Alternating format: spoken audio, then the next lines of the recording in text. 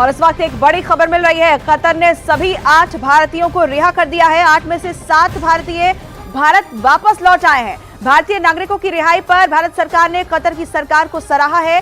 26 अक्टूबर 2023 को कतर में कथित तौर पर जासूसी के आरोप में 8 भारतीयों को फांसी की सजा सुनाई गई थी और दुबई में कतर के शासक अमीर शेख तमीम से मुलाकात की थी और दोनों नेताओं के बीच द्विपक्षीय बातचीत हुई थी, जिसके बाद अब इसे भारत की कूटनीतिक जीत के तौर पर भी आप देख सकते हैं। दोस्तों, लगता यह है कि प्राइम मिनिस्टर मोदी का जो मैजिक है, जो जादू है, वो चल गया है। और आज सुबह जब इंडियंस उठे तो उनको ये बताया गया कि जो 8 नेवल वेटरन्स थे इंडियन नेवी के, उनको कतर की अथॉरिटीज़ ने रिलीज़ कर दिया। और ये जारी बात है, आपको पता है कि 2022 से जो थे वो जेल में थे और इनके ऊपर जो चार्जेस थे वो बड़े सीरियस थे और इनको डेथ सेंटेंस सुना दी गई थी और ऑन द चार्जेस ऑफ एस्पिनेज। ये एक that was not something very, जैसे कहते हैं ना कि कोई अच्छी नहीं थी इंडियंस के लिए। दोस्तों, कतर ने 8 पूर्व भारतीय नौसैनिकों को रिहा कर दिया है। इनमें से 7 सोमवार सुबह भारत लौट आए हैं।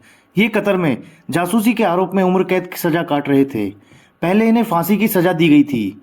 विदेश मंत्रालय ने सोमवार 12 फरवरी को देर रात कहा, भारत सरकार कतर में गिरफ्तार किए गए देहरा ग्लोबल कंपनी के लिए काम करने वाले 8 भारतीयों की रिहाई का स्वागत करती है। हम इनकी घर वापसी के लिए कतर के फैसले की सराहना करते हैं। दोस्तों, हम आपको बता दें, कतर की इंटेलिजेंस एजेंसी के स्टेट सिक्योरिटी ब्यूरो ने 30 अगस्त 2022 को 8 पूर्व नौसैनिकों को गिरफ्तार किया था। लेकिन इसके ऊपर बड़ी पहले भी हमने ये बात की थी कि जो नरेंद्र मोदी है, ही कैन मेक इट। और जो रिसेंटली मोदी साहब की उधर मुलाकात हुई COP28 पे, if I am not wrong, उधर अबू धाबी में, वहाँ पे भी, या दुबई में आई थिंक हुआ था, तो वहाँ पे भी यही जो मेजर डिस्कशन हुई थी। याद रखिए कि कतर और इंडिया के जो बायलैटरल ट्रेड है वो तकरीबन $19 बिलियन के करीब है, जिसमें जो इंडिया की इंपोर्ट्स हैं from Qatar they are about $17 billion और इंडिया की जो एक्सपोर्ट्स हैं वो तकरीबन $2 अरब के करीब हैं।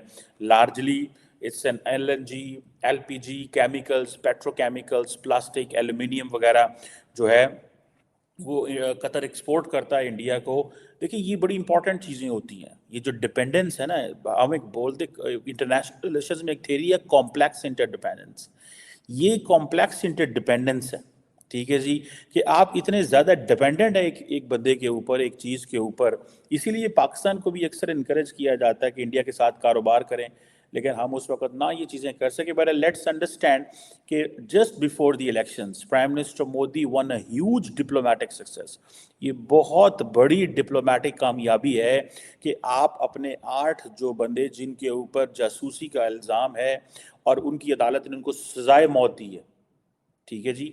और मुझे ऐसे लग रहा है इसको अगर अनफोल्ड किया जाए, द कतरीज न्यू कि ये लोग जो हैं they were there for some reason, that was not good reason. उन्होंने उनको फाइनल डेथ सेंटेंस सुना दी एंड डेथ सेंटेंस सुना के उन्होंने इंडिया के ऊपर एक एहसान भी कर दिया, ठीक है। सो इट्स वेरी क्लियर, ठीक है। But remember, for the government, for the prime minister, अपने लोगों को बचाना जो है ना, that is the most important thing.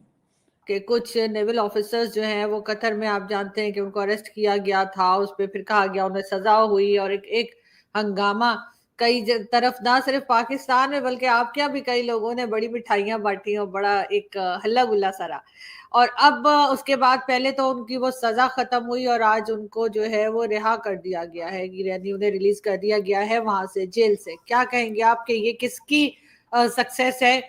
Of course doctor Jaishankar का नाम लिए बगैर मैं नहीं रह सकती कि उनकी जो फॉरेन पॉलिसी है वो यकीनन ऐसी है जिससे बहुत सी कंट्रीज को बहुत कुछ सीखना चाहिए। क्या कहेंगे आप? देखिए, जयशंकर साहब एक बहुत ही एबल और बहुत ही जिसे कह लीजिए इफेक्टिव फॉरेन मिनिस्टर हैं। बट ये सारा श्रेय यदि किसी को जाता है तो वो प्रधानमंत्री श्री नरेंद्र मोदी जी को जाता है।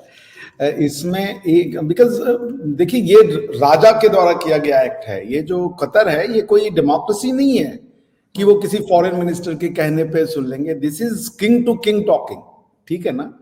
तो अगर हम प्रधानमंत्री मोदी जी के कुशल नेतृत्व के द्वारा के अलावा किसी और चीज को श्रेय देंगे, सबका इसमें श्रेय होगा।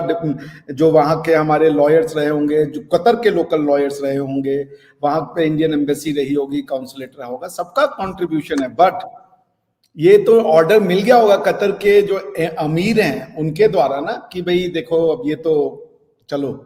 इसीलिए इंडिपेंडेंट जुडिशरी और एक राजशाही में अंतर होता है ना। तो it's an order given by the emir, और हम इसका स्वागत करते हैं। बहुत ही समझ लीजिए एक्सट्रीम केस है, डेथ पेनल्टी से सीधा रिलीज होकर के और इंडिया भी आ जाना। I mean it's not a small thing, और वो भी 3 से 4 महीने में। Only Modi ji can do it. जिसे कहते हैं मगर मोदी कैसे पॉसिबल? बिल्कुल, मोदी जी हैं तो मुमकिन है। ये तो खैर पाकिस्तान में भी बहुत से लोग कहते हैं कि, लेकिन ये तो मोदी जी ने जैसे कहते हैं चमत्कार ही दिखा दिया कि एकदम आप समझे उनको डेथ पेनल्टी मिली थी और उधर से वो अब भारत भी पहुंच चुके हैं। आपके ख्याल से कैसे पॉसिबल हुआ ये सब?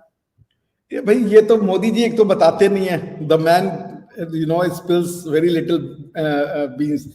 जब मोदी जी का 10-15 साल जो भी बचा है कार्यकाल, जब खत्म होगा और वो अपनी मेमोयर लिखेंगे, एंड आई होप कि कोई लिख रहा होगा, तो बहुत सी चीजें हमें जानने को मिलेंगी।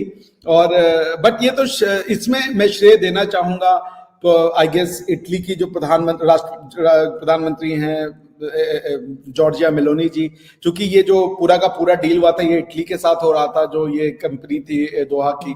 दूसरा, मैं मान ही नहीं सकता कि यूएई के जो एमिर होंगे या सऊदीया के जो एमबीएस साहब होंगे उनका कोई कंट्रीब्यूशन नहीं रहा होगा।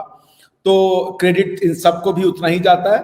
बट मोदी जी ने कैसे किया, ये तो उनका गुडविल है भाई, उनका गुडविल बोलता है। और देखिए ये भी दिखाता है आरजू जी कि भारत के नेतृत्व में दुनिया तैयार है चलने को। Indian leadership has been accepted by the world.